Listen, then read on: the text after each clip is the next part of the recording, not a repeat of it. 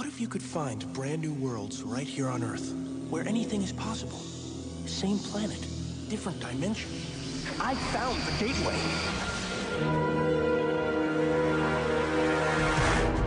The Rewatch podcast presents The Sliders Rewatch, dedicated to the series Sliders on Fox and Sci-Fi Channel.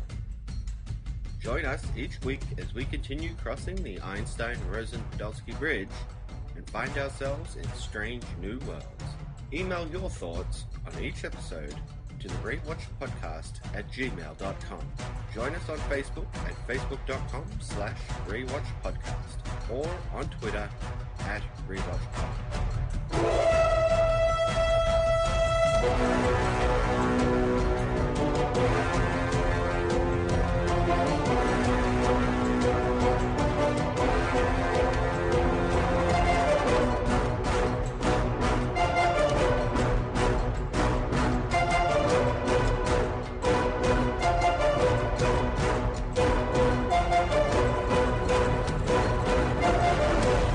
And welcome back to the Rewatch podcast and our Sliders Rewatch. I'm Cory. And I'm Downtown Brown. Who's the baddest dude around? Downtown Brown. Who can bring the bad guys down? Downtown Brown. I had to do that. Bravo. I was at a loss for what to do, and then I was like, oh wait, I got it. I love it. That was great. I think it was your best intro yet. Thank you very much. Well, thank you for joining us, everybody. And we are here discussing 2 more episodes of Sliders this week. It is 1,000 Deaths and Heavy Metal. Mm-hmm. So let's get right into it. Our first episode is 1,000 Deaths, written by Keith Dameron and directed by David Peckinpah. And this originally aired on September 24th of 1999. I knew that an army of evil corporate clowns couldn't keep you down. How's she doing? Well, I'd say she's gonna be back on solid food in about a month. Great. Well, you're not gonna want to miss any of this. I'm Mark Einman, president of Einman Entertainment, and I would like to extend to you a personal invitation to the Arcade, the world's cutting-edge, state-of-the-art family entertainment center. At the Arcade, you can experience in absolute realism any one of 30 role-playing scenarios. Relive history as a Civil War general. Hit the streets as a hard-nosed detective. Be a hot fighter jock. There are no limits at the Arcade.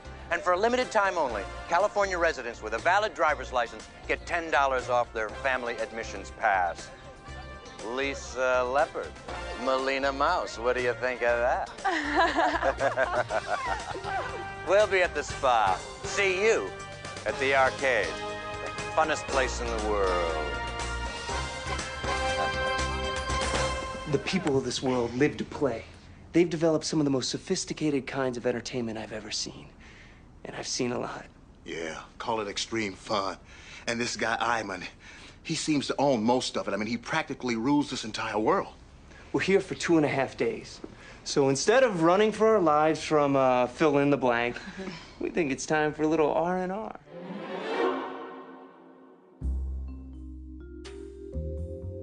Our sliders arrive in a dimension where playtime takes priority over all else, with people addicted to video game-style arcade games, advanced virtual reality shoot-'em-ups, or simple relaxing in hot tubs enjoying the peace and quiet. Mallory suggests using this world as a vacation, and the others agree, with Mallory and Remy opting to roleplay various fantasies using virtual reality, and Maggie and Diana opting to cool their jets in a hot tub. Remy and Mallory's ventures turn out to be less exciting than they had hoped, being more of a shoot-anything-that-moves game rather than one involving introspection, thought, and brain power. Mallory is further disturbed when one of his virtual reality characters makes a comment about why he has to keep dying again and again. This, coupled with a missing Diana and Maggie, pushes Remy and Mallory to investigate, eventually finding help from a game technician who, after some persuading, shows them a room full of people hooked up to computers and inserted into the role-playing games as characters, a process that the arcade owner has found works much better than trying to program the computers to have more realism. Remy and Mallory manage to wake Diana, and after she goes full digs, the game technician is able to turn off the power to the computers, waking everyone up and saving them, including Maggie, while Remy fake arrests the owner, leaving our sliders to slide. Expect to find you here. I'm sitting this war out. I thought that's what you were interested in. I am. But the people part, not just the fighting part. I guess I was hoping to witness the most important and solemn period in our history. I mean, brother fighting brother, the cruelty of slavery, a nation torn apart. I think some of these people are missing the point. Sorry, Private, but I think we missed the point. My stint as a hip coup detective turned into a bloodbath. My partner's motto was shoot first and ask no questions. Looks like these sophisticated interactive experiences are just overblown shoot-'em-up type video games. Well, I for one have had my fill. I mean, why play the game? We live this on a daily basis. And we get to do it for free. Yeah. You kept the badge? Souvenir. You really wanted that TV show gig, didn't you? I thought I'd get a feel now for what I missed then. I do miss all that much. Come on, let's find the others. Let's get that devil out of here. Okay, so just a little bit of trivia. Yeah, and there's no for this one. There was no deleted scenes that because there was no original script that iReactions could find. So nothing in that way. But behind the scenes stuff we've got here. Apparently, Peckinpah was friends with a group called the Buckaroos, and they are historical reenactors. And so they were used in the Wild West. What was it? Was it Out West, or the one where they went back and the Cro-Mag was the gunfighter? Yeah, I forget what it was called, but the Western episode. So they were used in that episode, and Peckinpah basically wanted to get those Buckaroos back, for his friend. So he said, you know what, we need to write them in, get them in that episode somehow. So Dameron came up with this video game idea, using them as the virtual reality characters in that part of the episode. So that's why we have this episode. Now, Peckinpah was, I had thought about this too. I didn't know this, but he is related to Sam Peckinpah, who I had heard of, who directed a bunch of Westerns. So Peckinpah was very obsessed with Westerns because of that influence. Oh, there you go. Yeah, from his Uncle Sam. So, yep, a little tie there to his family. Now, also Dameron, for some reason, I don't know, he must be a fan of the 70s cop movies, because he really wanted to get a Starsky and Hutch car, and they actually got the actual Starsky and Hutch car for this episode. So that's the real car right there from the show. Yeah, there you go. Yeah, it was kind of cool. I liked it. I liked seeing that. They almost also got to use the New York City backlot, where they were filming, but Arnold was filming End of Days, so they were pushed out, obviously, because Sliders doesn't actually have the cachet, that say, hey, no, Arnold, we were here first. I'm shooting a movie. You cannot use New York, I believe. Oh, there you go. There's an accent we haven't tried yet. What the heck? We've also got, now there was a thing here in the show where Remy says something about wanting to go home, and it's like, well, why can't he go home? And apparently, iReactions sent this from a poster back in the day. Force Flow was the guy's name. And basically, he came up with a theory that said, well, maybe the timer only stores the coordinates and not the names. So basically, you've just got a long list of numbers in the timer. So, Remy's not going to remember what his actual numbers are for the coordinates. Quinn would, he'd be like, oh yeah, my home coordinates are da da da da. He would know it, but Remy wouldn't. So this is why they probably never got Remy home with this with the timer, even though it can store coordinates. Temporal Flux said, with that idea of the timer having just coordinates, they could have done this nostalgic arc where they went back through the sets of coordinates that were stored, and then you would see the previous worlds and the outcomes. And he even said that he had information about this being an idea that they were discussing on doing for the rest of the season, but it was only like half-heartedly used in the scripts. Like they didn't really put it in there fully. But that would have been a neat idea, I think. Rem wants to get home, so they start going through the coordinates backwards or whatever, and then you start to see some of the other worlds and the consequences of what happened after they left. Yeah, it could have been interesting. I'm sure we'll get into it in the episode discussion, but... Oh, yeah. All right, well, I guess we might just have enough time for a quick impression. I believe so. All right, cue the music. Kermit the Frog leads Sean Connery and Alan Rickman into engineering. You guys will check this out with my supervisors, won't you? I mean, just to be sure, those middle managers can be real bone crunchers. I thought this was the funnest place in the world, Kermit. For the visitors, maybe. Not to the employees. Einman runs this place with an iron fist. What's behind the door? I don't know. It's restricted. Okay. You got kids, Kermit? Oh, you betcha. I got Kermit Jr. He's a peach. He's president of the thespian club over at the school. And then there's Juana. She wants to study wrestling one day. Wrestling? No. She wants to study welding one day. I love them both. We have a situation here, Kermit. A conspiracy that would rock the foundation of this very company. It could bring down Einman, his entertainment empire, and everything that he stands for. Now, would you want that for your kids' future? A future without Lisa Leopard. And scene. You like my dramatics there? So serious, Sean Connery. He is. Was that for your future? What kind of life would that be? Think about it, Kermit. Think about it. All those nights with Miss Piggy. Where would Lisa Leopard be?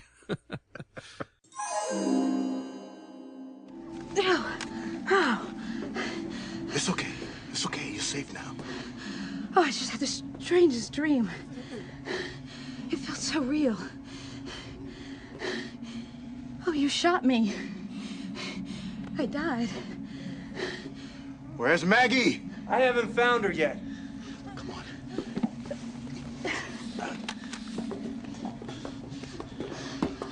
Look what happened. I remember one of the technicians told me while they were prepping us that the skill level of most of the game players eventually progressed faster than the games themselves. The computer game designers needed to replicate human reaction, but they couldn't figure out how. So they decided to integrate real human hosts to drive each simulation, each hologram.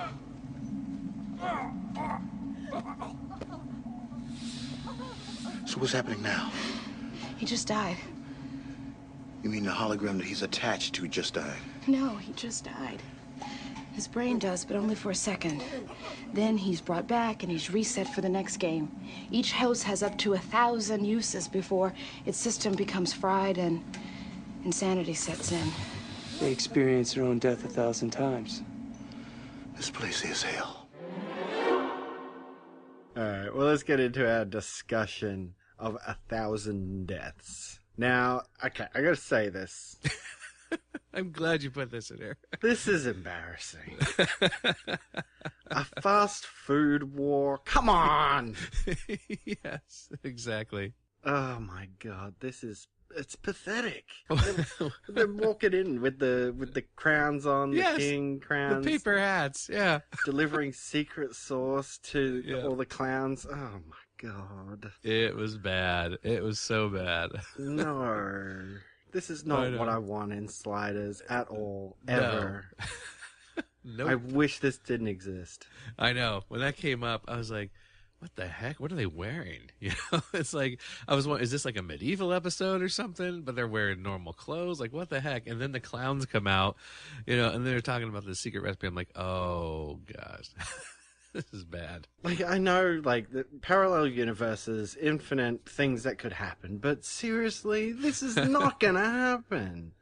Burger King and McDonald's are not going to go to real-life war with each other over the recipe for secret sauce. Shut up. I mean, like, yeah. It's like you said, like they walk in with those crowns on their head, and then I see the clowns, and I'm like, okay, I know what this is immediately. And I hate it. So let's just forget this. Yep. Moving on. Yeah. They had kidnapped Diana and they were holding her in a box. And they find her and she's unconscious. They don't know what's going on, but they got to slide. They got to get out of there. And they get to the next world and she sort of comes around, but she's really tired. And for some reason, she's on the bed. Right. And Maggie hands her a jacket to put over herself. And I'm like, why not just like get under the blankets? Like, there is a correct way to use a bed. And right. It's not like you have to even make the bed. You're in a hotel. Just use the bed as it's intended to be used.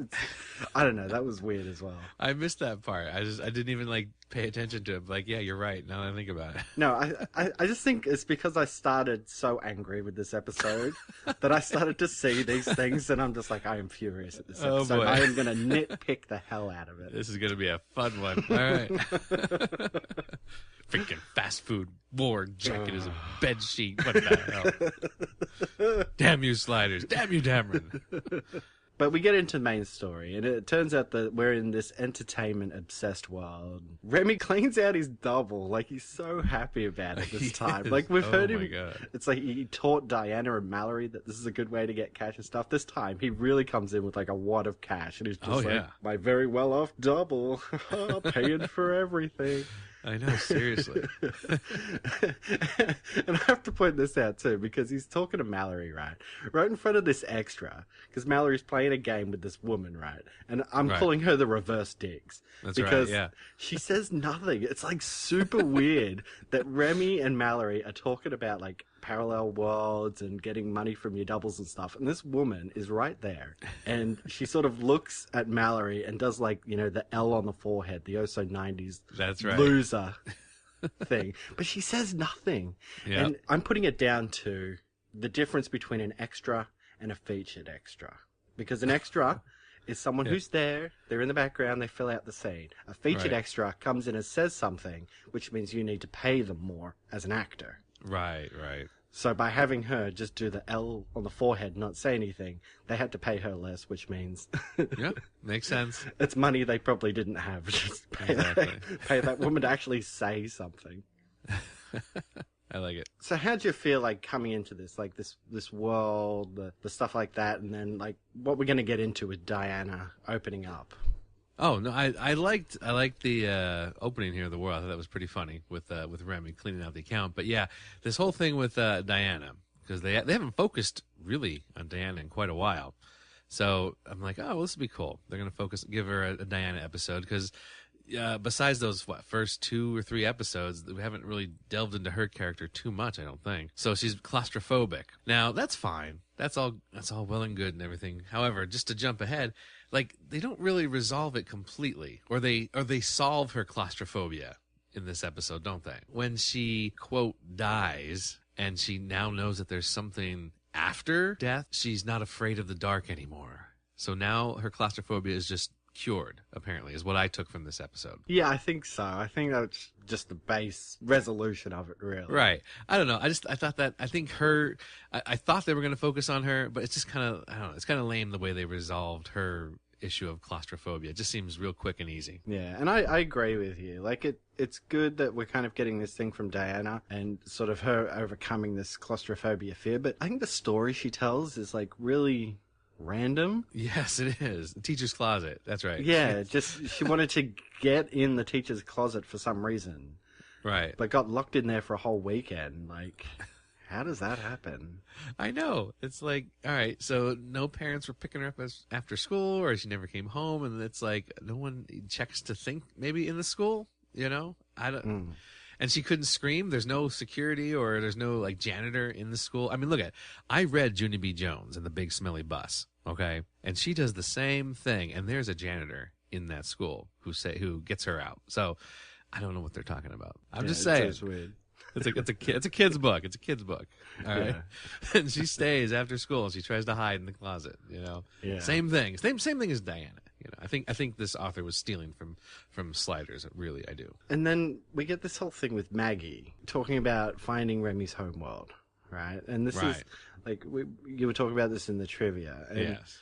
I was like, seriously? Like, is this something we missed? Or is this something that they're sort of just interjecting to sort of make it more suspenseful or something? I don't know. Well, like I said, I think with the whole, storing coordinates, we never told how they store the coordinates. Like, it's not like he put in, our home world and then typed in the coordinates. Like, I'm assuming that it's just numbers since the timer itself is, those LED numbers. So I guess I think the theory that the Force Flow came up with was a good theory, that it's just all numbers and you'd have to remember exactly the right set of numbers to choose it from a list. Otherwise, it's still random. You're like, I think it might be this one. Let's go. Oh, no, this is Dinosaur World. Whoops.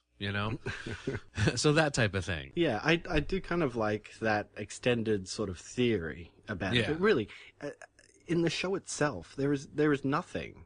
It's just all of a sudden they don't know where Remy's homeworld is, and you're like, exactly. I'm confused. I'm confused where this came from. Is his homeworld is still overrun with Cro-Mags, right? Right. So why? I mean, he's trying to find a way to defeat the Cro-Mags before he goes back there. Exactly. Like, why does he want to get back if he doesn't? Yeah.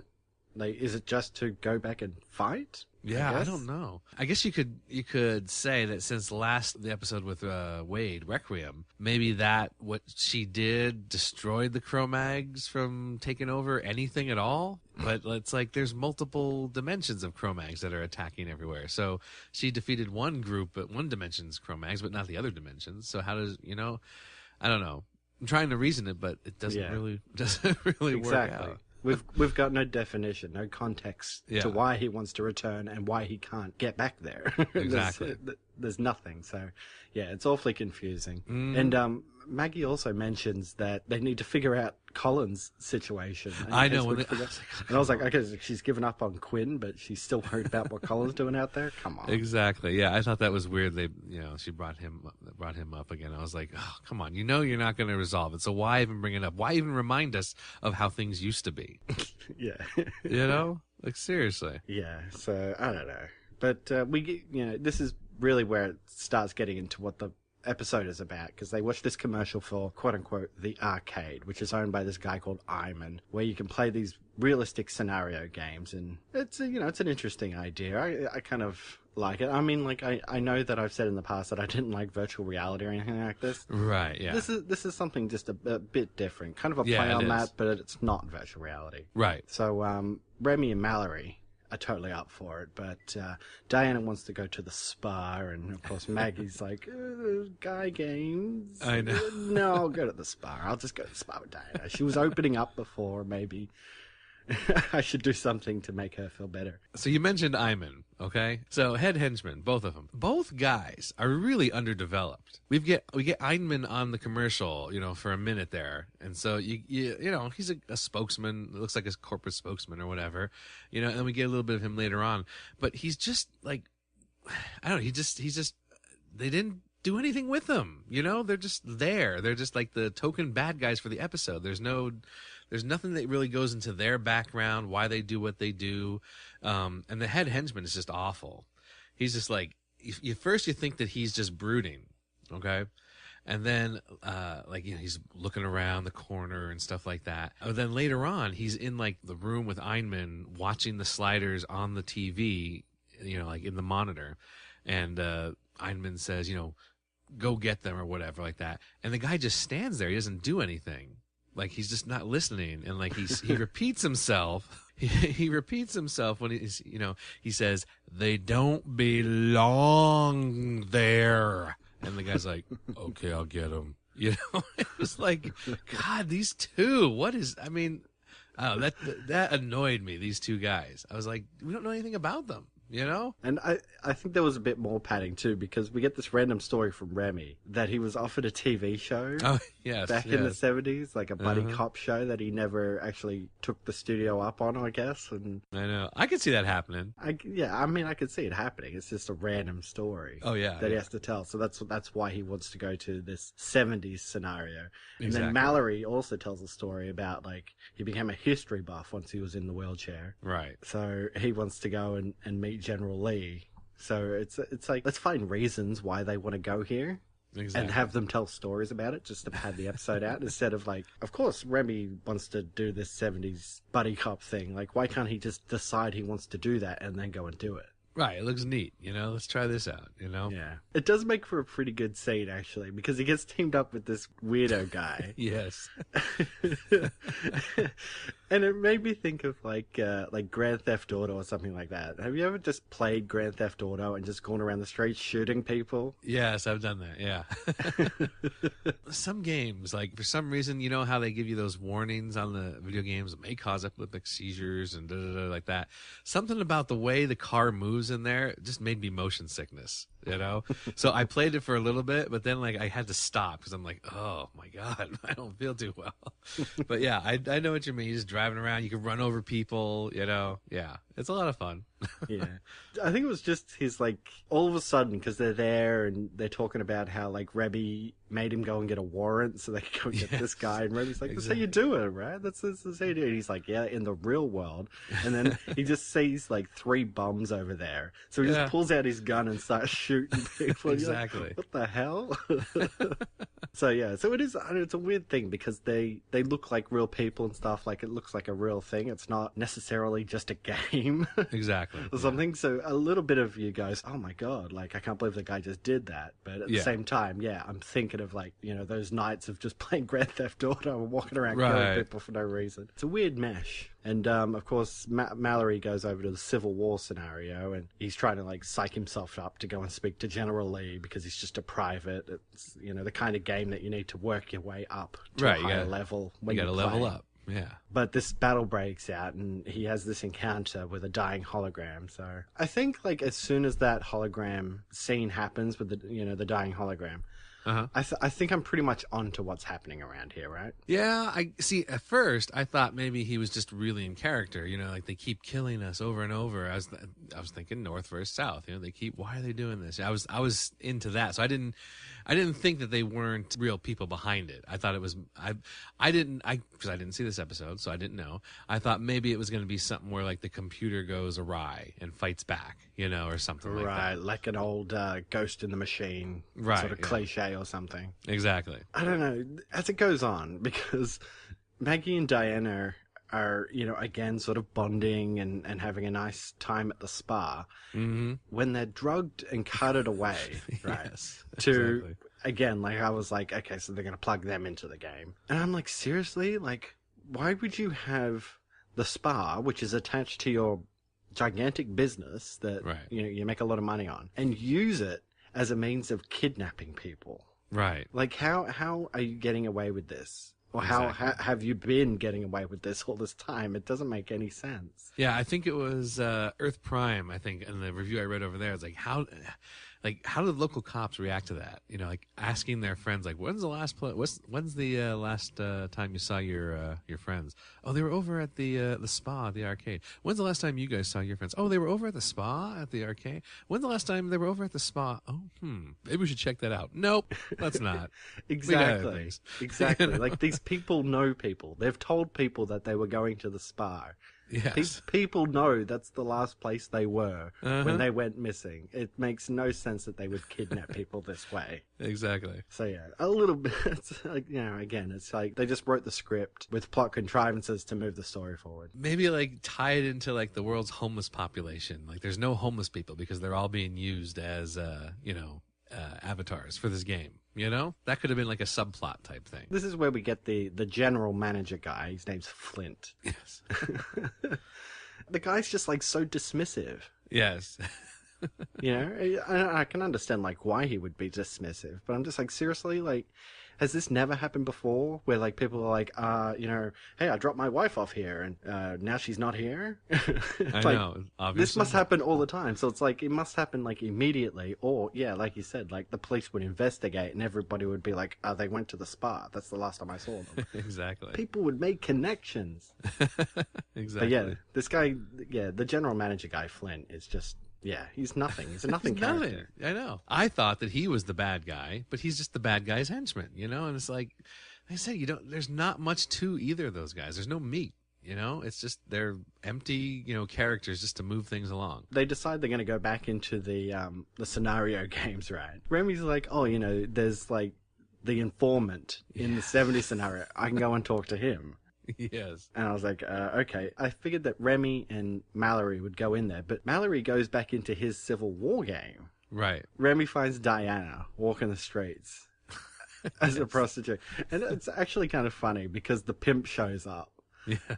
And sort of drags her away, sort of playing out that scenario. Remy shoots Diana. Just terrible shot. Yeah, very bad. But he does the duck and cover before he realizes, oh wait, it's a hologram. He can't even hurt me. I thought that was actually a pretty funny little bit. I think it would have been cool if Mallory had went in with him and they had like one of those musical montages where they're walking down the street and like it's like a bunch of cut shots and they have that 70s music going on. It's like it would have been neat to see that the two of them dressed in the the 70s garb, knocking down doors and trying to find the informant. Well, what I thought it was going to be was that they would go into the 70s scenario. Yeah, they'd probably find Diana or Maggie or someone, right? Right. And then they would start messing with things. So maybe the two scenarios would come together or something. Yeah. So you'd have like the Civil War on the streets of this 70s cop show. That would have been cool. Or something, and like mash the whole thing together, and then they'd have to find a way to sort of get Maggie and Diana. Like, I thought that would have been more interesting, but instead it's just like, all right, we're back in the 70s scenario, and we're back in the Civil War thing, and we're just sort of,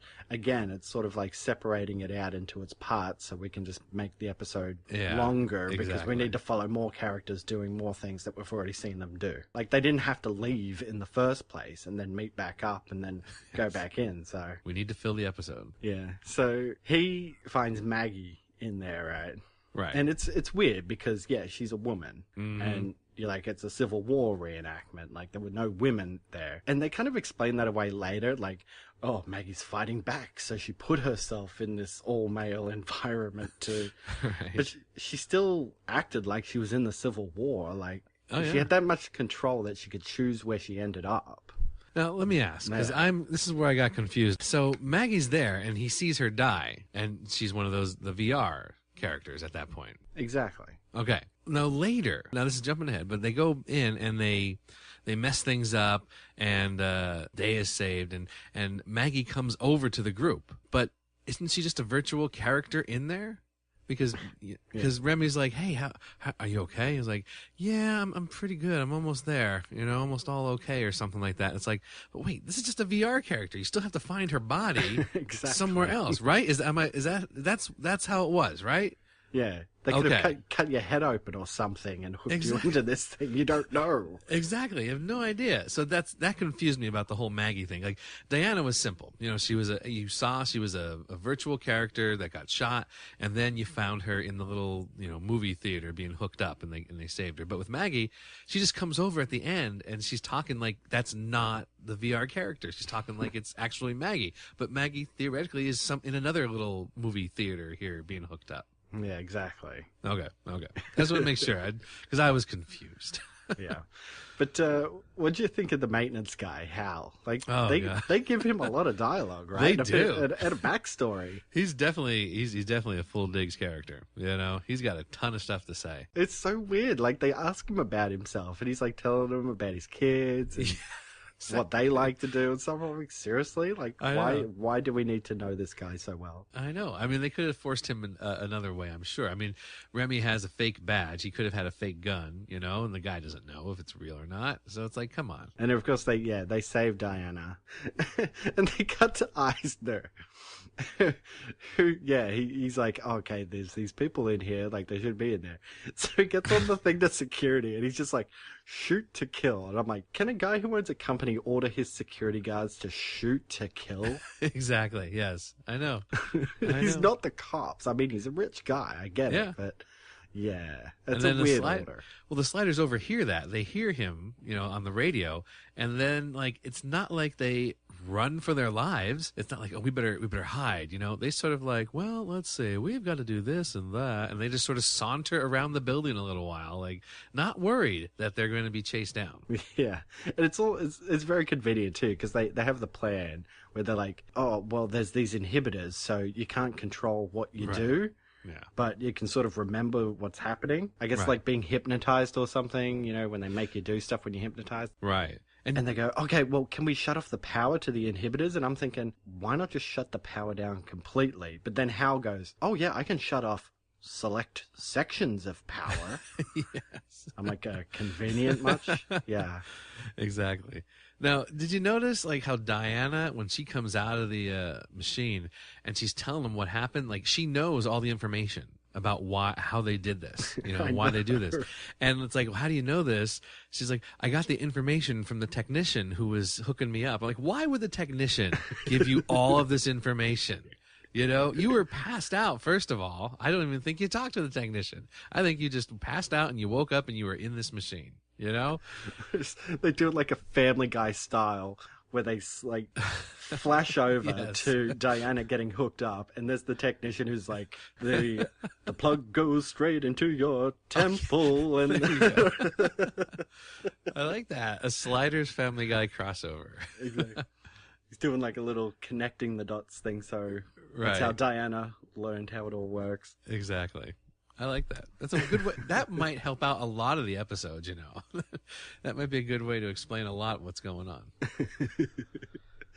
But yeah, and of course, yeah, the whole thing just sort of wraps up where Ironman is kind of arrested by Remy, I guess. Yeah, 'cause Citizens arrested. Yeah, because he's not a real cop, but he fakes that he's a real cop. And did they call the real cops in? I guess so. I 'Cause guess they hand him over to the real cops at the end there. Yeah, okay. But he All right. incriminates himself as they're taking him away. Where he's just like, yeah, I did this, but you'll never stop it because somebody else will do what I did. And I'm like, did he just Right. confess, like, in front of all these cameras? Yes, exactly. I think his lawyer would advise him to Shut use up. his right to remain quiet. Yes. Because Remy also tells this story about slop food. Right. Like, I went to this slop food place, and, like, the food there was terrible, but I ate there all the time.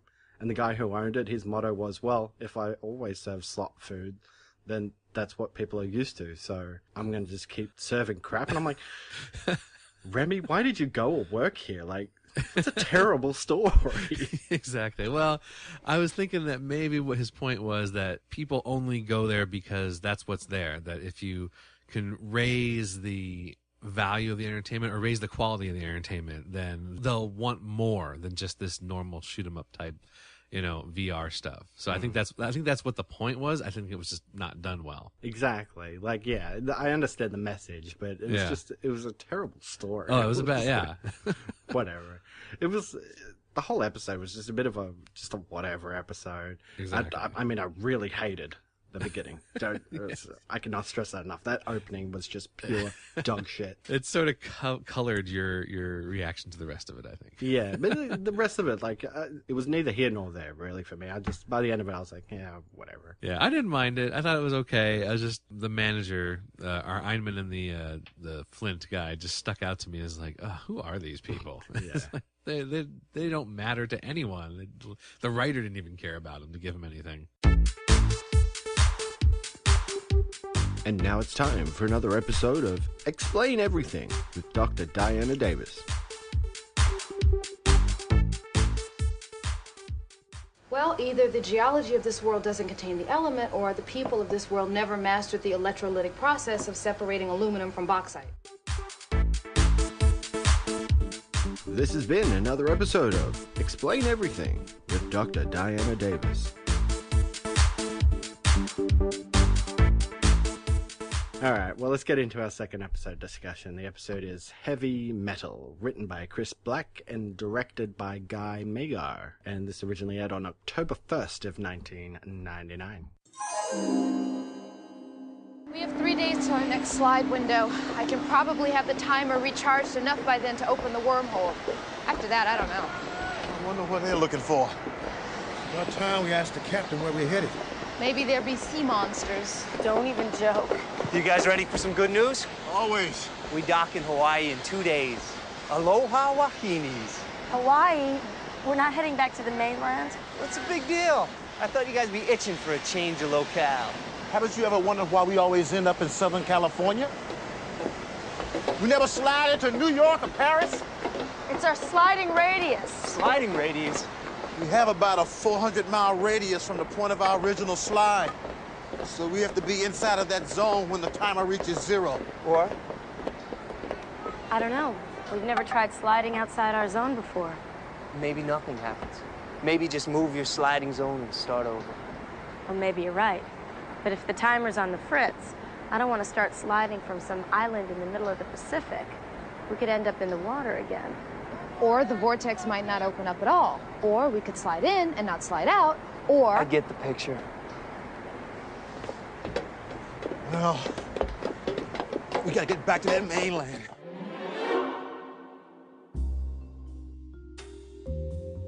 The Sliders find themselves sliding into the middle of an ocean, just barely being saved by a ship of merchants sailing to Hawaii, but are soon attacked by a gang of pirates who sail these waters, stealing what they can from any ships and giving the supplies to a town offshore that they call home. The Sliders eventually side with the pirates because they have the ability to get them back to the mainland of the States, important because the timer is in need of recharging, and with its erratic behavior lately, they don't want to risk sliding into the middle of the ocean again, a near certainty given the 400-mile sliding radius. As the Sliders get to know their captors, Maggie falls for the charismatic leader, and the two begin a relationship as we learn that piracy is a run-of-the-mill job in this world where the element aluminum doesn't exist, thereby eliminating modern aircraft as supply carriers and leaving ships as the main transports. In fact, the pirates have heard of a new type of carbon that has been invented and could lead to better transportation like airplanes, so they make plans to steal it and destroy it, but are unfortunately caught by the Coast Guard who have been trying to get these pirates for some time. The Sliders narrowly escape capture, but Maggie decides to go back and help her lover, and everyone escapes the Coast Guard except for Mallory and Paxton's first mate, Bryce. The Coast Guard plans to execute the two publicly, while Paxton debates Maggie on whether it's worth it to rescue them, with him favoring leaving them and continuing with the goal of destroying all carbon fiber so they can maintain their pirate way of life. Eventually, a plan is devised to trade Mallory and the first mate for the stolen carbon, but a double cross ensues as the Coast Guard doesn't plan to let anyone go, resulting in a triple cross as the pirates reveal they were hiding among the carbon and take back Mallory and Bryce, allowing our Sliders to slide away. Did you hear that? They're headed back to the mainland.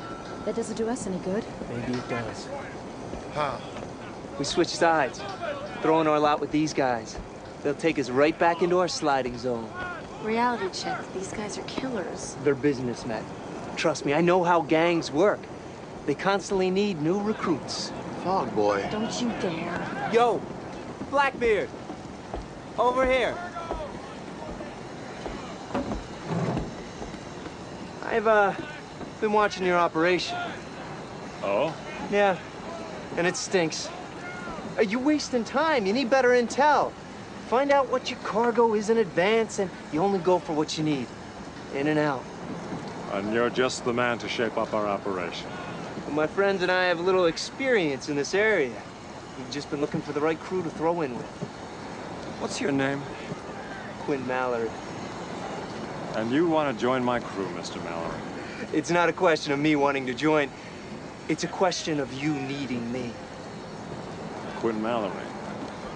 That's a seafaring name. Irish? Way back. Well, let me tell you something, Mr. Mallory.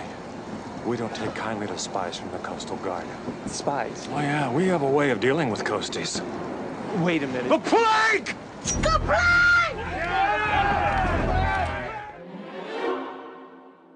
Okay, so fair bit of trivia here. Not too much. So some of the deleted scenes are extended scenes. During that fight that they had at dinner, Paxton ends it by just smashing a bottle on top of one of the men, and the fight sort of ends. And that sort of leads into Maggie's tour of the ship and subsequent activities. Bryce and Mallory actually fight more. They get into a knife fight, and like they're just like, you know, she's. You know, they're going at each other with these knives, and she's saying things to him like, you know, she's, I'm going to tickle your spleen with this knife, you know, and he says something back to her. I forget what it was, but, you know, eventually he gets the better of her with help from Diana. Like, she throws him a coat, and he flicks the coat at her, and it wraps her around the arm, and she loses the knife, and he jumps and manages to pin her to the ground. And he says something like, still going to tickle me with that, you know, or tickle my spleen. And she's something like, feels like you're tickling mine. you know, like that. Yeah, I was like, oh god. He does like the bad girls. He does, but I was like, man, I'm so glad that they cut that, because we got enough of the flirting back and forth between Maggie and Paxton. We don't need more of that. Yeah. Well, at the point where they're told that they're stranded, there was a line that Mallory was supposed to sing. He was like, "It's a pirate's life for me." Like, he was supposed to say that at the very end, you know, which fits with his character because that's the way he is. The Coast Guard, Redfield, originally his name was Duval, and I guess apparently when they got that actor back, they decided to change it to Redfield to tie back to the other character he played, like I saw in the discussion there we're going to talk about. Yeah, we'll get into it. Yeah. In the original version, Bryce was going to die saving Mallory. So right before the two of them were going to get captured, Mallory goes to grab a gun that was dropped by one of the Coast Guard, and as he's going to get it, he doesn't see that behind him is another Coast Guard guy, and Bryce runs in and like tackles Mallory out of the way, but she's the one that ends up getting shot, and then Mallory is taken hostage, which was kind of interesting because Redfield said at one point, he said, "Take no prisoners," but then they take two. Yeah. Yes. All right. So let's see. At one point, Paxton says, "We've got him on the run," and they go to attack, but there was no evidence that the pirates had the Coast Guard on the run at all. It was just in the script. They basically did not explain why Paxton said that. They left it up to the director, I guess, to figure out how to frame the shot or film it so it looked like the pirates had the upper hand. But in the actual finished episode, that didn't happen. It was just they went right to that part of the script. They were just winning. That's they're just winning. Hey, we're winning now. Okay, let's go. That type of thing. So we got some behind the scenes here from Temporal Flux and Dameron. I think, like, retrospectively, I don't know if Dameron's 5th-year journal was a good idea because people just kind of crucify him for a lot of the things that he says in there. But anyway, they say Chris Black, is the writer, of course, and all the episodes that we have that focused on Maggie pretty much were written by him. And his goal here was to show that Maggie can have a sex life without being a fetish object for males. She doesn't need to strip down, to her skivvies in order to be in love with someone. So that was his goal here. I think that was a worthy goal. That's good. We don't need to go back to the season 3, short, little halter tops and things like that. We don't need to do that. He also wanted the pirates to be in modern clothes. He didn't want the pirates to look like actual old school pirates. He wanted them to be modern clothed people, like how pirates are actually in our real world. You still do have pirates in our world today, and they don't look like, Johnny Depp in Pirates of the Caribbean. Yeah. But basically when the script came to production, they were like, "The hell with that. We're doing pirates. Give me some give me a peg leg. Yeah, give me a patch or a parrot, let's do it." So anyway, now Mike Truman over at earthprime.com said it would make a lot more sense if aluminum existed, but just they hadn't discovered how to get it extracted. Because the way she says aluminum just doesn't exist on the periodic table, that would mean that several other elements wouldn't exist as well. So they said it's just bad science on Chris Black's part, which is common in his scripts, I guess. If you go back and look at the episodes he's written, there's a little bit of bad science in there, like they don't research it enough. Yeah, we'll get into that explanation, I think, as well. Okay. All right, well, I think we could squeeze in a quick impression. Let's do it. All right, cue the music. Remy, Arturo, Bobcat Goldthwait, and Kermit the Frog are in a ship cabin. Man, am I pruny! What the hell happened? We never slid in underwater before. Next thing you know, we'll be popping out of the wormhole underground or 1,000 feet in the air. Something like this really shakes my confidence in the whole process. Kermit hands Bobcat a jacket. Thanks!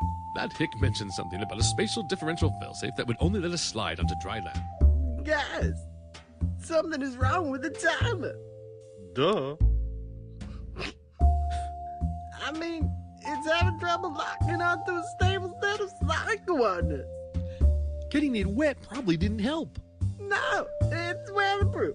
I mean, seawater shouldn't have bothered it. Have you ever changed the batteries in this? Look, this is no time for jokes, Bobcat. No doubt.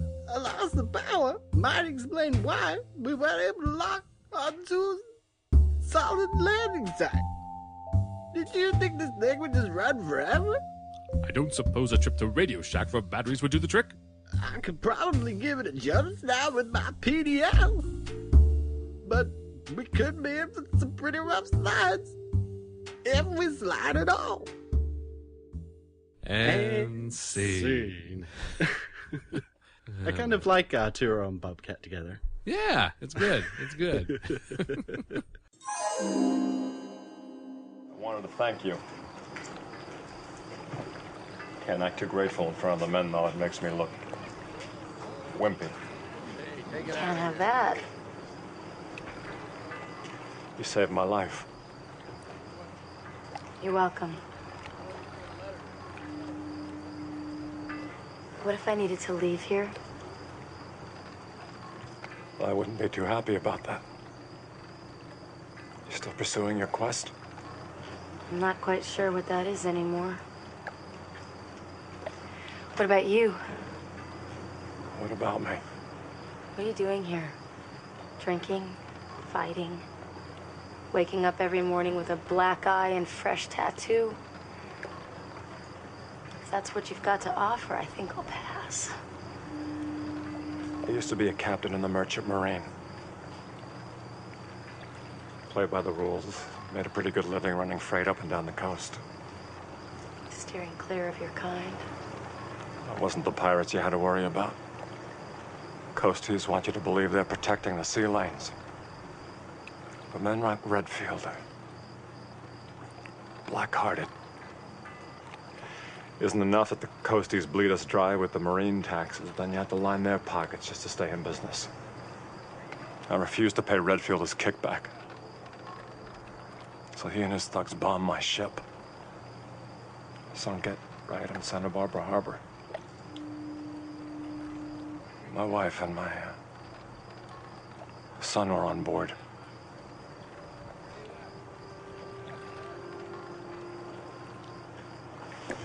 You think we're just a bunch of thieves? There's not a man on this crew who hasn't lost someone to the coasties. That's our cause. I'm so sorry. I know what it's like to lose someone. Do you? Yes. So let's get into our discussion of heavy metal. All right, so the sliders are found out in the ocean, and they're brought on board the ship. We get this shot of, it's like POV through the binoculars on the ship. Right. And you see these, like, 4 heads and shoulders, like, bobbing in the water. It's like the worst shot ever. Yeah, it looked weird. It did look weird. Yeah, I was like, seriously, like, that, you couldn't just, like, throw some people in some water somewhere and get a shot of them, like, way out there. Exactly. It looked just terrible. But, they're brought on board the ship, and the captain seems like a pretty jovial guy. Like, I think it's actually an interesting thing, because they kind of set it up, and you think, can we trust this guy? Can we not trust him? Right. He actually turns out to be, like, of no consequence to the episode at all. None. Exactly. He's joking with them, and he offers them a cabin and stuff. Yeah, he seemed like a nice guy. I was like, oh, this will be interesting. Let's see what he's all about. But nope. We spent a bit of time with him, and I thought, like, he's got to come back at the end or something, right? Nope. Nope. Never. Just, it was an interesting setup. And, I don't know, I wish that character had more to do with the story, considering we spent so much time with him. Exactly. But, Maggie is confused. She talks about how they slid in underwater. Underwater, yes. We would just assume, we've seen it before, that they've slid in just over the top of water. And we saw that in was it Paradise Lost or something? Yeah, the Paradise Lost one, yeah. With the beasts, the island of Dr. Moreau thing. Oh, yes. That was great. Yeah, and that you could explain away. They were pretty close to the shore. Yes. Exactly. Even though they landed in the water. So they were close enough to land. Mm-hmm. But so it opened underwater. Like, that's got to be pretty jarring. I'm surprised none of them, like, actually drowned or something. Like, I know. Coming out, you'd be like, you'd be like screaming and like water, you'd die, Of course, Remy talks about this spatial differential failsafe, which I don't think Quinn actually, we ever saw that, right? Like, he talked about, it opening in solid objects and stuff. Right, yeah. I don't know the spatial. I don't know if that's what he's referring to or what. But yeah, I don't remember them ever saying they're always going to land on dry land. Yeah, so it's an interesting idea because they're going to bring up this power issue. Right. And that's going to, I guess, probably carry on into future episodes. Like, there's something being wrong with the timer. I don't know. It's season 5, so this could just be the end of it. But I'm assuming they're setting something up here. And I don't get why it's a big deal that I mean, I guess they would assume that people would try to steal it from them, but they couldn't have done it like, somehow privately recharged it. I don't know. It's just weird that they didn't resolve that because it was a big thing in the beginning, like dun dun dun, So I don't know. They didn't resolve that part of it. Yeah. So if they don't resolve that in the coming episodes, I don't see what the point of it is. And I never thought about it either. Like the timer, like does it have just a pair of AA batteries that's made from from an old remote? I mean, it sounded kind of stupid when I first heard it. Like, did you guys ever change the batteries? But then I thought about it. It's like, well, she makes kind of a good point.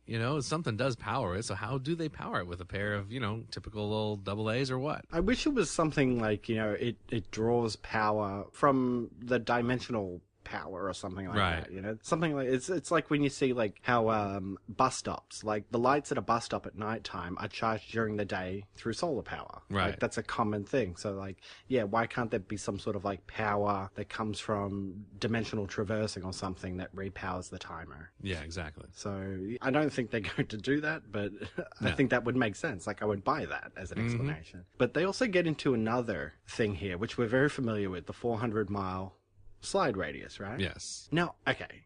I was like, okay, wait. I always figured that meant the vortex could open within that 400-mile radius from where they were.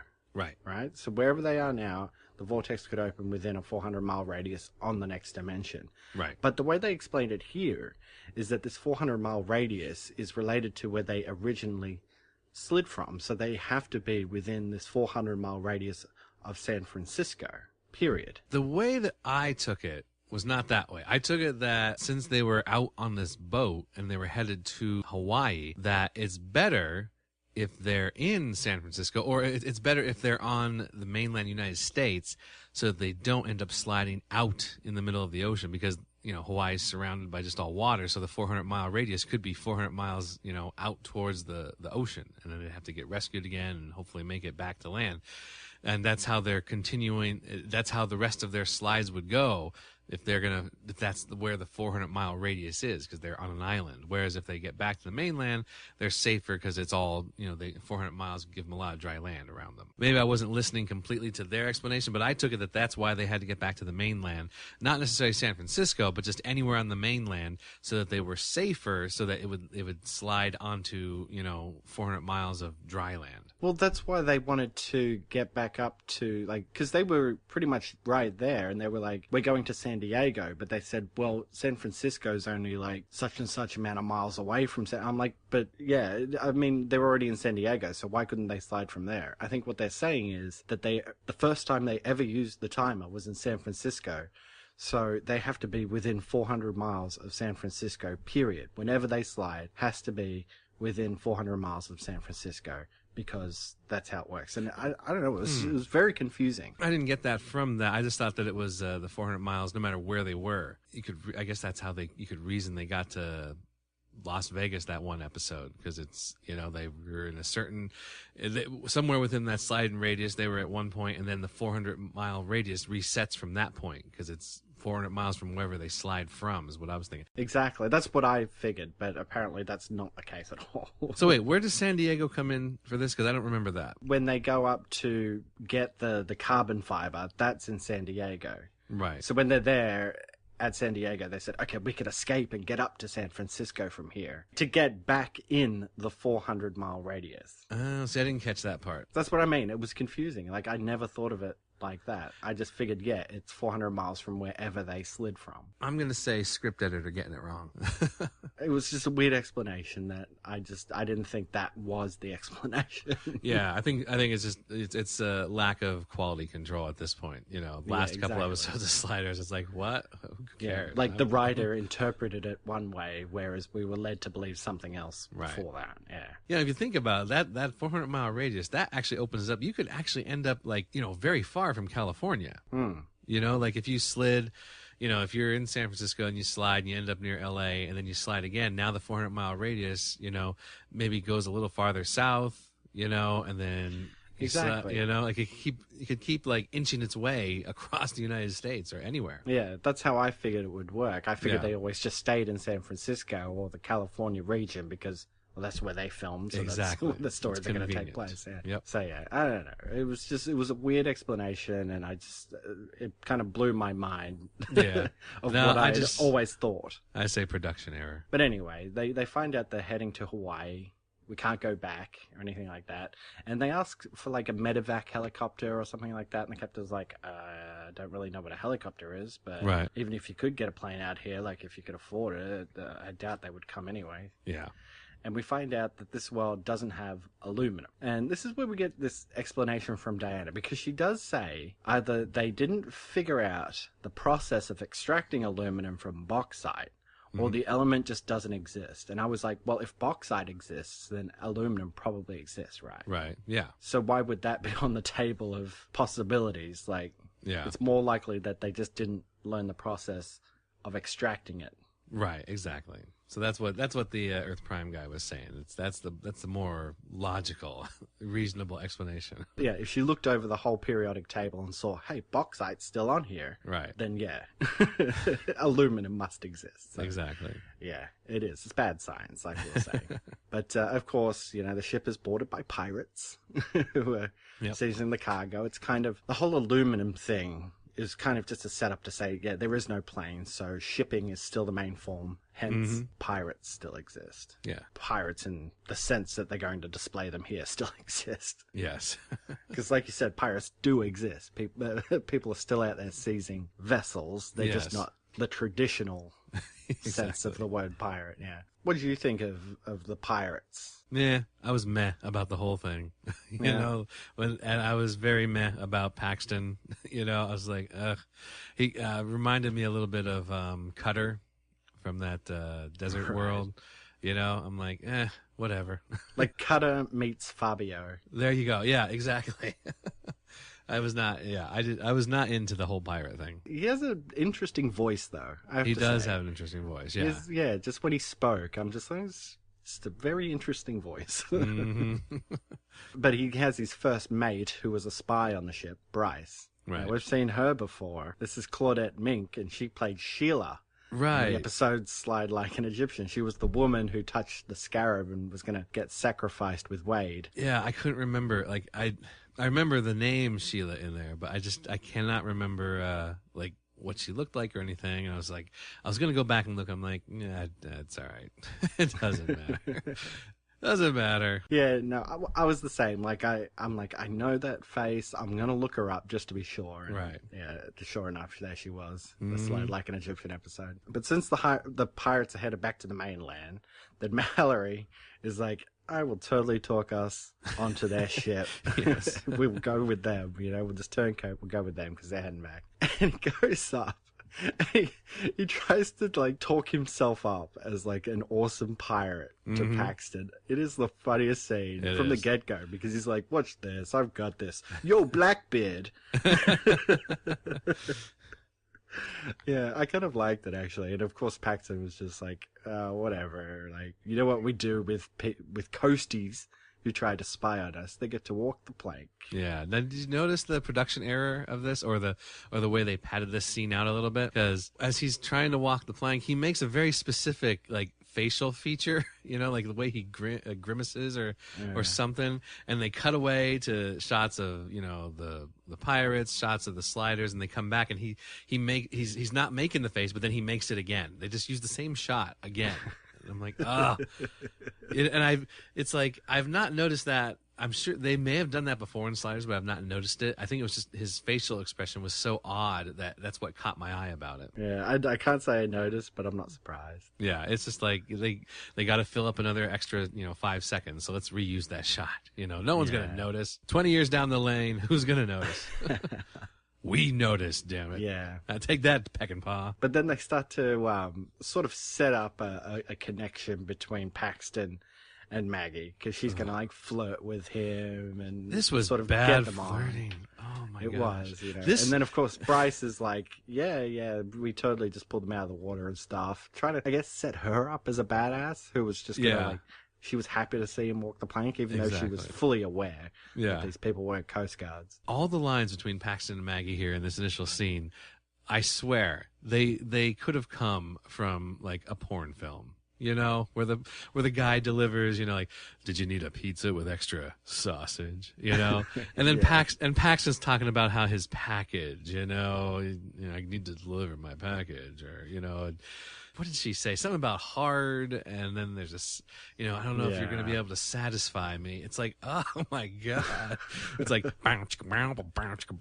yeah, you know, it's like, come on. Give me a break. It was, I can't remember the lines, but they were just, I know I was watching it, I was like, oh my God. Yeah, there was a lot of euphemisms in there. Oh yeah.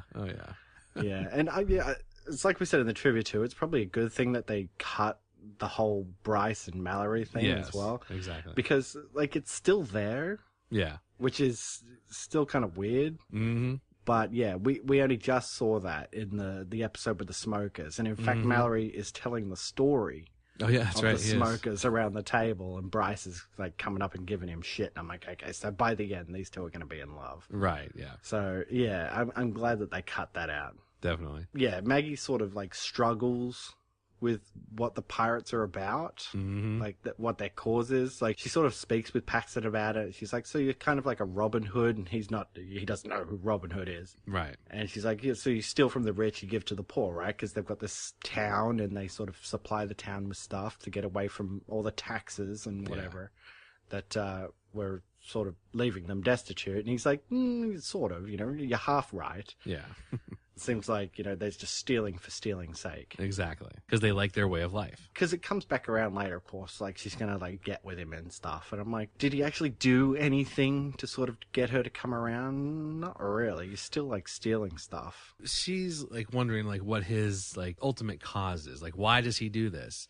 Like, there's got to be a very noble reason, you know, for some reason why you do that. But no, it's just because he just likes to live like that. He likes to be a pirate. That's his thing. They don't really say, like, the government or anybody are bad people. Right. I mean, they tax people, which governments do. Exactly. But really, his only, like, real thing that you sort of sympathize with is that the leader of the Coast Guards, Redfield, killed his wife and daughter. Right. So really, it's like one guy. One guy is the bad guy here. Exactly. Not like the government or anybody who like taxes all the shipping or whatever. And we don't get much with that bad guy anyway. You know, we get a little bit with him, but we don't really explore that whole thing too much. The whole, you know, why did he kill them? That whole thing. Because another familiar face here. Yes. In Redfield. I mean, this guy was Sheriff Redfield in the episode Way Out West, but he was also Cronus in the Killing Fields episode, the one with the human Cro-Mag hybrid training facility, right? Yep. And in that episode, the Cronus character that he played, I distinctly remember having a scar down the side of his face. Oh. So it's like these two characters that he'd played previously were meshed into one character here. Oh, I see. A human named Redfield, but the scar was still there. And I thought maybe the actor might have come up with it or something. It's like you said, the character's name was changed to Redfield when they cast this guy. So maybe this actor cared enough to sort of drop these little things into the episode. Right. You know, because I can't imagine the writers or the directors or anyone gave a crap. Exactly.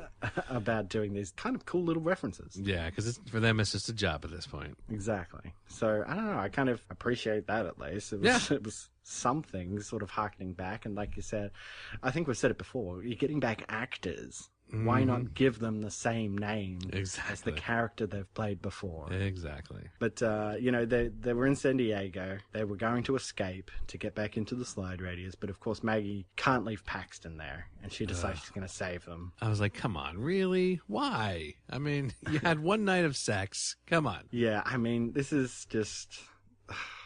the sex...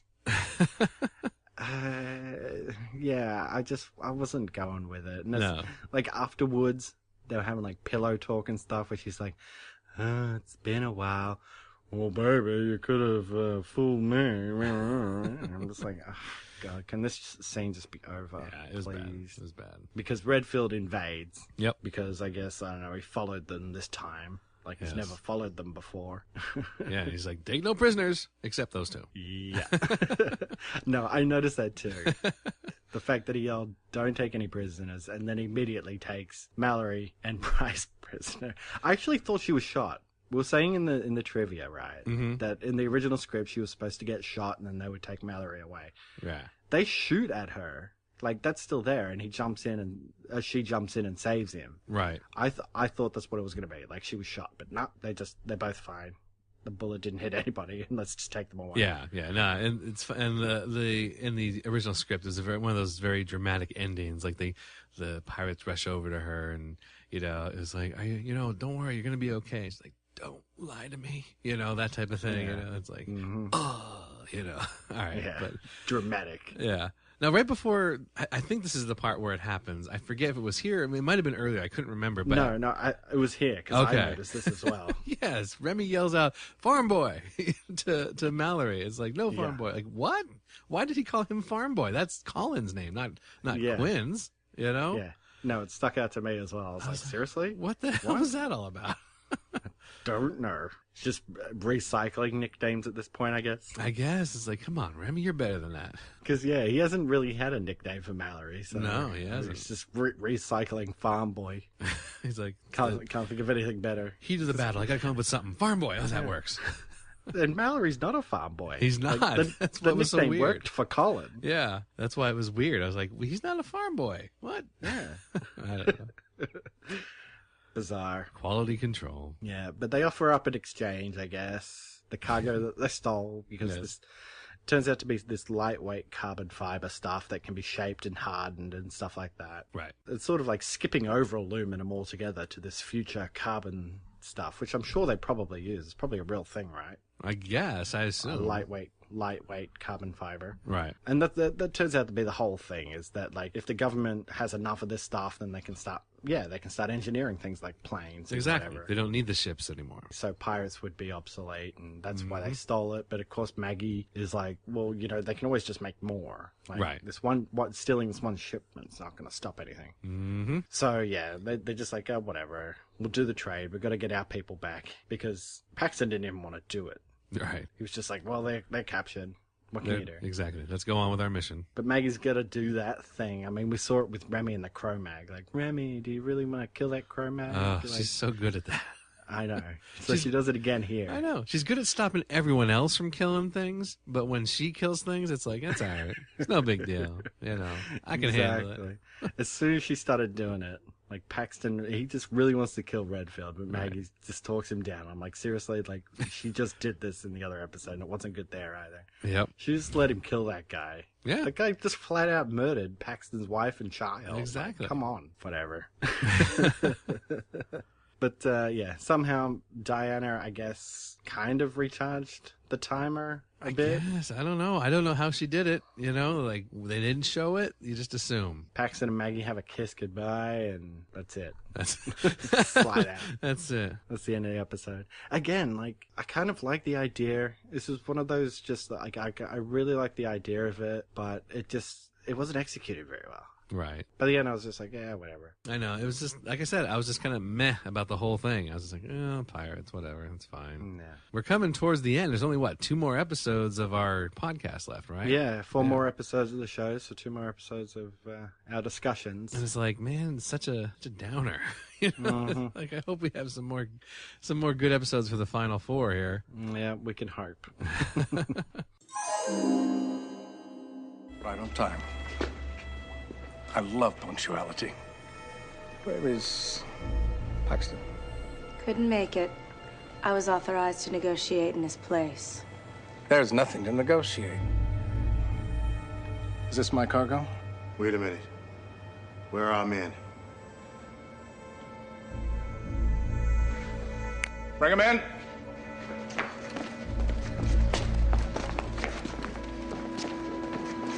You okay? Oh, yeah.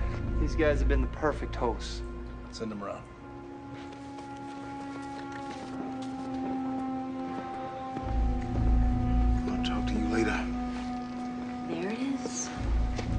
Yes, it is.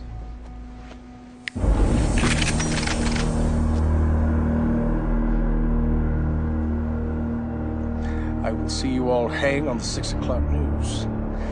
My only regret is that my old friend Paxton won't be with you.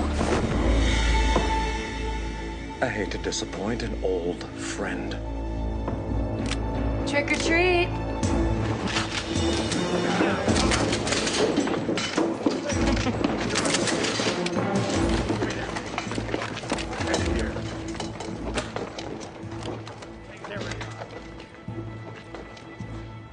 Your days are numbered, Paxton.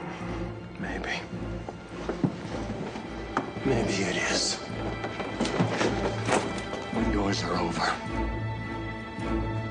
I've been waiting to do this for a long time. For my wife. For my son. Paxton. Is this what they would have wanted? All right, well, let's check out some messages in time. All right, so someone said, and this is saying a lot, and maybe it's a bit unfair, but they said, you know what, Charlie O'Connell could give that Paxton actor some acting lessons for sure. I'm like, whoa, man. Well, you know, I was looking up so many people on IMDb for this episode. I actually did look him up just to be sure. Okay.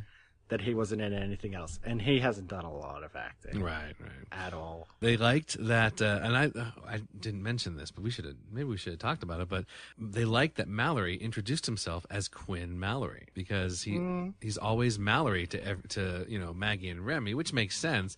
But a lot of people made this point, even on EarthPrime.com. I've seen this that why isn't Diana calling him Quinn instead of Mallory? Like everyone constantly just accepts and they call him by his last name. I mean, I guess I can agree, because he is actually Quinn Mallory is his name. He's a different version of Quinn Mallory, but he is Quinn. I think it would just get confusing if they called him Quinn because he's not the Quinn that we knew for 4 seasons, So calling him Mallory just sort of reinforces it's a different character. And, I mean, like, what's he going to do? Like, if he's going to introduce himself, is he just going to introduce himself as Mallory? As in, like, who is he, Madonna? Right, exactly, yeah. Or is he going to introduce himself as Mallory? Yeah, yeah. I can get why he was just like, I'm Quinn Mallory, give, like, a full name authoritatively or something. Oh, yeah, I get that, I went with it. But yeah, people are wondering, like, why don't they just call him by his name, Quinn? I just think it would just it'd be confusing for some people, I think. Like, why? I don't know. Anyway, the one guy said that, I really do like the characters. The new characters have grown on me. That it was a little strange in the beginning. It took me some time, but, I actually like the new characters. And he said, it's almost as if I'm committing a crime by admitting I actually like season 5. So I'm like, well, there's some good points. There's definitely some good points in season 5. Yeah, I mean, we haven't dogged on every episode, right, or anything. So the guy did not like the flirting scene, just like we didn't either. Yeah. It was too ridiculous, just too ridiculous. They said another person said it's not the best of Sliders, but it's definitely the best of the sci-fi era. And he said they got some alt history, there was some humor, there was a more sympathetic Maggie. Diana was a bit inconsistent because she's written kind of conservative here, but not in every episode. And he says as far as he's concerned, it's 2 of the top 3 episodes of this season, he said, with return of Maggie Beckett, and then here's where he loses credibility, and Please Press 1. I'm like, really? You think Please Press 1 is one of the top 3 episodes of season 5? Oh, man. Now, Messages in Time for the first episode, 1,000 Deaths. The great episode. This one person said Keith Dameron should be writing all the scripts, which I don't really agree with. But they said, of course, since this one was so good, this means the next episode must be total crap. Again, that sort of goes along with what we said. It's very inconsistent season, very uneven. You never know what you're going to get. They said Mallory was good, Remy was hilarious, Diana was kind of laughable as a prostitute, but Maggie's speech when she's in the Civil War, her speech was so bad. It was like her Braveheart speech trying to rally the troops was awful. Use our guns as clubs. I know. Let's go. And they said the overall message seemed to be that, play Doom, the video game, and you're a murderer, basically. Like you said, play Grand Theft Auto, and you're killing real people. I'm like, yeah, I guess so. That reminds me, that whole Mallory thing where he says, all those hours I played, playing video games, I was just killing people. I'm like, no, you weren't. It was a different world, not the same thing. Not the same thing. Someone, now this isn't really related to the episode itself, but someone had a post about the sliders and an idea that they had for alt history. They said, what if, and this has come up before in story ideas, what if the South won and the sliders slide into the Confederate States of America? And they had this very detailed alt history, like very detailed post about what exactly, would have happened to lead to the, current state of things that the sliders would find themselves in. It wasn't like a script, but it was just a list of the different battles that could have happened and who would have been in charge and whatnot. And then people were sort of like, tagging on to that, saying, well, this could have happened, but this wouldn't have happened, and da-da-da-da, and slavery would be this and this. It was kind of an interesting thing if you're interested in, real alt history, that it was kind of a neat thread if you just look up the sliders on that alt.google groups board or whatever, sliders, Confederate States of America. It's a pretty detailed post. A lot of good stuff in there. I'm surprised that they never did do something like that, Yeah. At least maybe the closest we got was that Texas, California thing, but that was more like they kept like the old West way of doing things or something. Right. Now, this forum that we look into is from the 90s. Okay, from when sliders first came out. And I think I told you a couple, many episodes back, someone had posted something about the Cro-Mag origins on this forum that's like not, it's like it's from so long ago. And I guess it's still kept up. But like looking at this forum, the last like 20 posts are all kind of like spam posts, like make big money with PayPal, make $50,000 in a month, how to make thousands of dollars in cash, that type of thing. Someone posted back in November about Harry Shearer being on sliders. Remember we brought that up? I said someone, and so then someone else was talking about Cro-Mag origins back in December. And then just last week, someone said, hey, here's my sliders, quote, worth watching, unquote, lists for both fans and new viewers. And this guy, Charlie B., he wrote this post about what he feels are the best episodes to watch if you don't care about character development in Cro-Mags, and then a list of if you do care about character development in Cro-Mags. Basically, I think when he says character development, I think he means like the overall arc, not necessarily character development. So he listed all the episodes that he thought fit, ones that you could like watch as standalone episodes.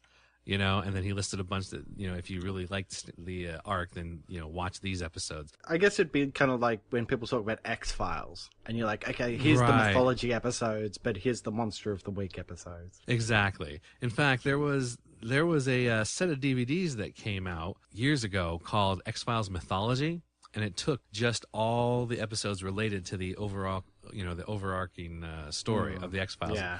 I used to have those, and I watched them all, and they were very good because it was kind of focused. But then you do miss out on some of the good Monster of the Week episodes. Yeah. So this guy, Charlie B., he posted this up, and I was like just so surprised to see this. He posted it on February 17th. So I actually responded to him on this ancient board. I said, Charlie B., are you listening to the Rewatch podcast featuring sliders? You should be.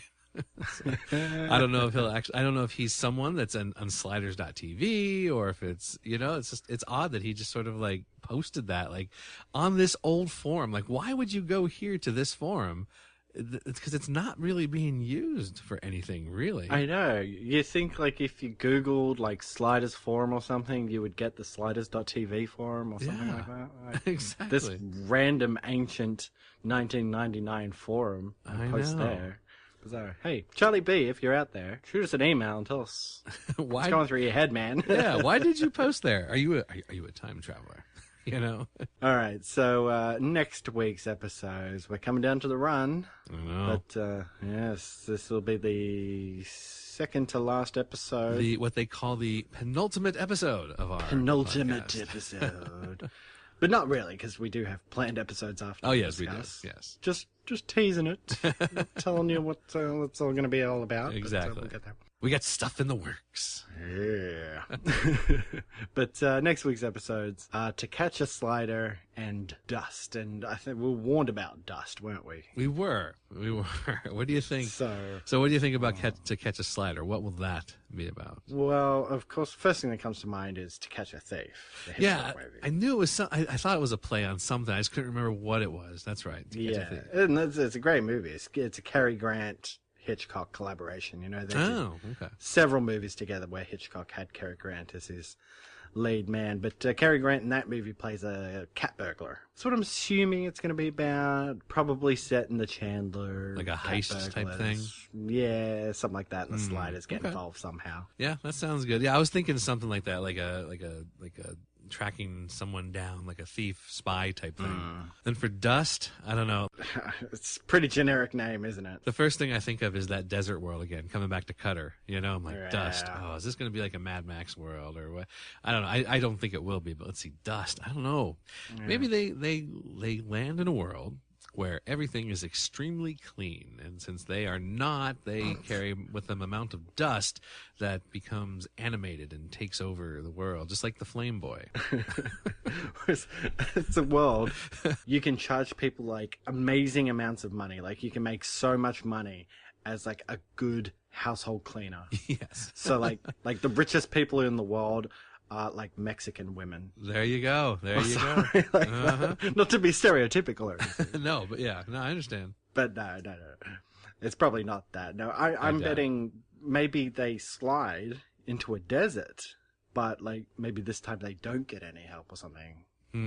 Because we've seen them sort of be in. There was that electric desert Twister acid test thing, whatever that was. But they found like a town and stuff. So like, what if it's like slide into a desert and you're going to be there for like 2 days and you have to survive and something like that? I doubt that's probably it either. Like, I know it's low production value to do that. So maybe.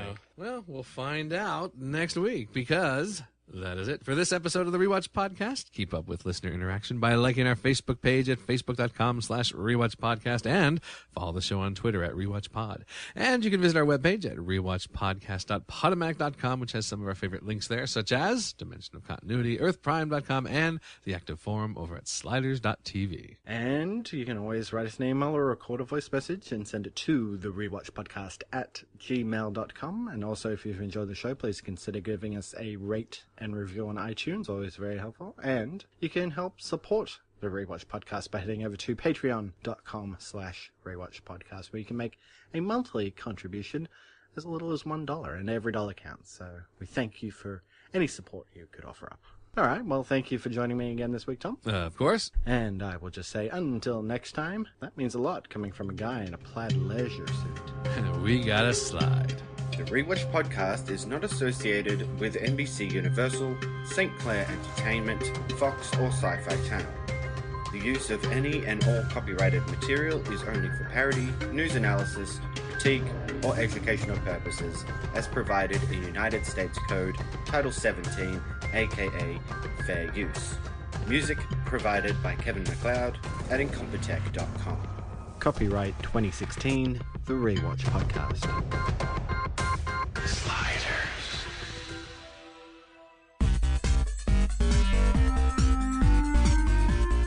Hi, Rewatch Podcast listeners. I'm Corey. I'm Tom. And I'm Nathan. First off, let me say that we have all had a blast doing the Rewatch Podcast. Every week, we put out another episode for free for you. And although we enjoy these discussions with each other, we truly do this for you guys out there in podcast land.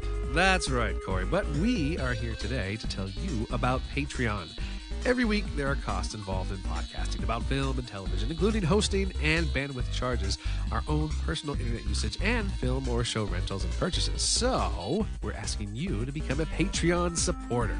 If you can afford as little as $1 to throw our way per month, it would really help us keep the lights on. And if you want to send $100 our way every month, we wouldn't turn that down either. But it's your choice, and we appreciate the support you bring. As always, we strive to bring you the best quality shows we can create, and we hope that you enjoy them. So head on over to patreon.com/rewatchpodcast to become one of our patrons and show your support for the Rewatch Podcast. And if we get enough patrons, we may even be able to produce exclusive content just for the supporters in the form of simply getting episodes before the main feed release, or even bonus film discussion episodes as a thank you for your support. The website again is patreon.com/rewatchpodcast. Thanks, everyone.